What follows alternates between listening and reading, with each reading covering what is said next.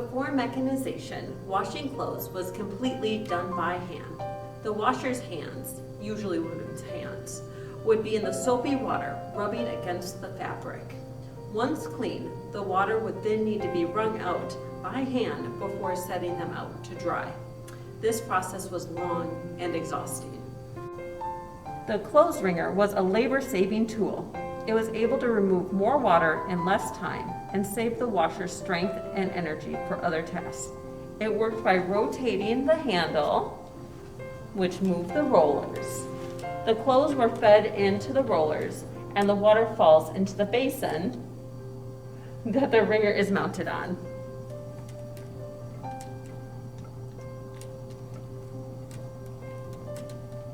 I chose to show you this object from our collection because February is Black History Month, and the invention of the clothes wringer is credited to a Black woman named Ellen Elgin. Not much is known about Ellen. She was born in Washington, D.C. in 1849, but we don't know when she died. She worked as a domestic worker and later a clerk in the Census Bureau. This job is possibly due to her connections with other female inventors of the day. Like so many women and Black Americans of the past, there's not a lot of documentation about Ellen's life. I think that it's interesting that although Ellen did not hold the patent to her wringer, she is still credited as the inventor of the clothes wringer. Ellen did not believe that, quote, white ladies would buy the wringer, unquote, because of the color of her skin, and sold it to an agent for just $18. The wringer went on to be very popular and changed the way laundry was done. Ellen's wringer is just one of the first tools in a long line of machines to help make domestic life easier.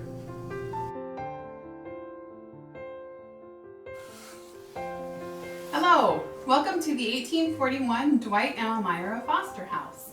This house is found on the grounds of the museum. It's along Foster Street, yes, named for the same Foster family. The house was moved here in the late 1960s, and we currently use it as an exhibit. People can come and view the house. The house is open to the public the first Saturday of the month, May through October. It was not open this past year because of the pandemic in 2020, and we're waiting to see what 2021 holds for us, but we are hopeful that we can open it to the public again. Right now I'm standing in an upstairs bedroom of the house. This bedroom would have been Dwight and Elmira's bedroom. It's one of the front-facing bedrooms, and it's definitely a large bedroom. And I'm standing next to the type of bed that they would have had. The Fosters were born in the early 1800s, and so they were familiar with beds such as this sort. It is an early American rope bed. And when you look at the bed today, something we hear frequently is that the bed looks a little short for modern heights. And we know that Dwight was a tall man. He was about 6'4". So when you think about getting a tall man on a short looking bed, it doesn't always work very well on our heads. But truth be told, there's a reason they look short. One, it's a bit of an optical illusion with a high foot and head board to the bed. And then two, people in the early 19th century slept a little different than we do today. For rope beds such as this, people slept more propped up.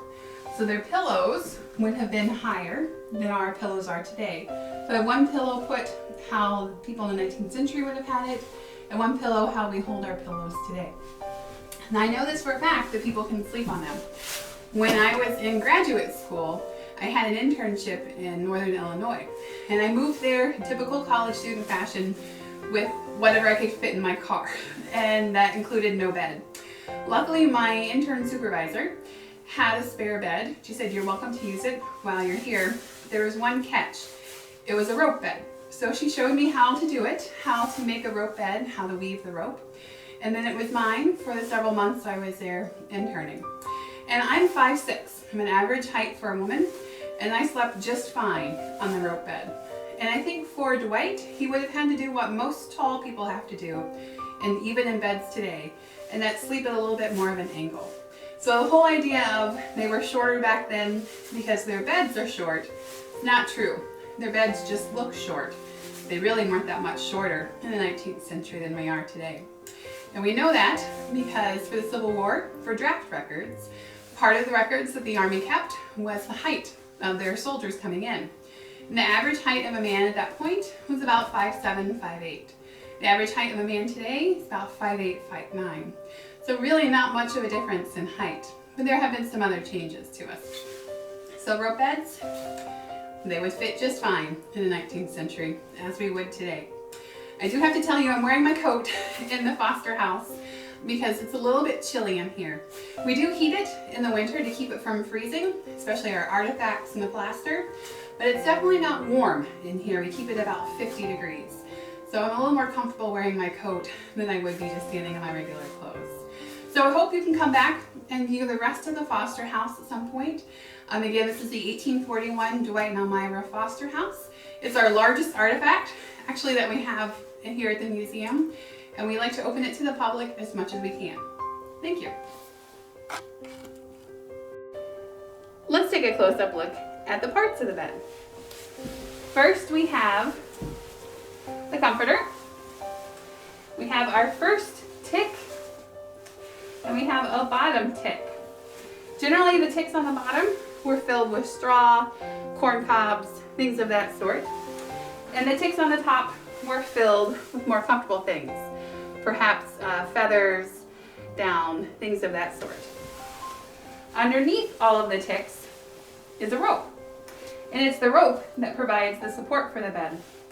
And the rope goes around these knobs and is tied around, and periodically would have to be tightened because the ropes would give slack as people slept on it. That's where the phrase "sleep tight" comes from, keeping these ropes tight. The phrase "don't let the bed bugs bite." Sometimes these knobs were called bed bugs, and they can hurt if you pinch your thigh on them as you're getting out of bed. So you would have been bitten by the bed bug. So that is the part of a 19th century bed.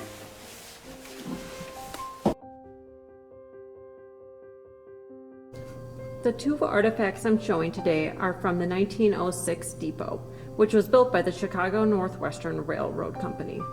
The depot wasn't just a beautiful building, but it was also desperately needed. At times, there were as many as 16 passenger and freight trains stopping in Ford each day.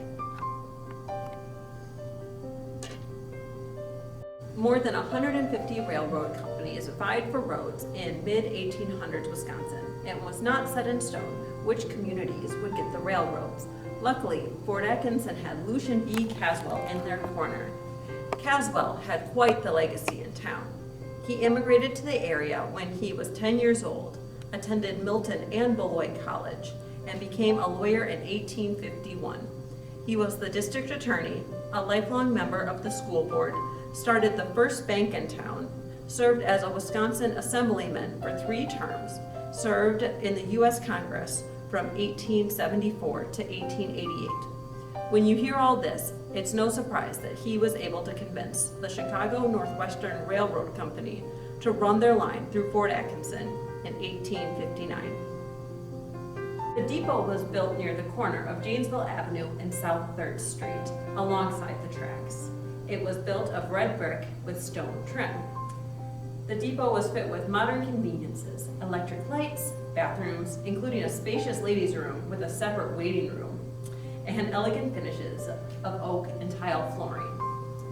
Here is the sign from the middle of the century that showed people that they were in Fort Atkinson.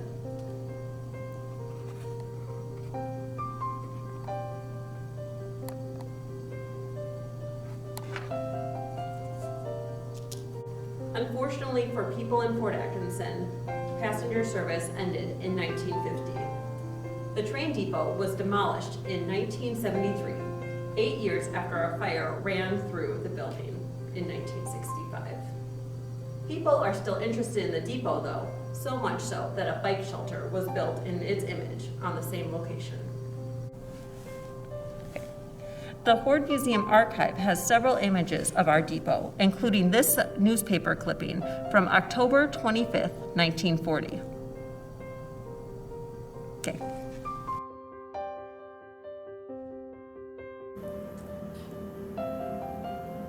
Hello. This may sorter was originally used by the Fort Atkinson Post Office. The museum purchased the mail sorter a couple of years ago at an estate sale, and the owner said that it had been used in the local Fort Atkinson Post Office. Well, I wanted to double check before purchasing that was true, but a quick look at the names listed on the mail sorter proved that it definitely was true. The mail sorter would have been used originally to sort mail. Mail for each household or family would be placed in the slots, and it has a nice table where postal employees could help sort mail and packages even more. The hope is someday to use this as part of an exhibit that would explore our town's infrastructure. Who are we as a town? How do we make things happen within our community? And one of those is, of course, how do we deliver mail to our community members? The piece maintains its original paint colors of kind of a blue-green and a yellow. It's very federal looking. Now let's take a quick look at some of the names in a little more detail. A quick glance at some of the names listed on the mail sorter shows that these are definitely Fort Atkinson and Jefferson County names. So this mail sorter did indeed come from our area.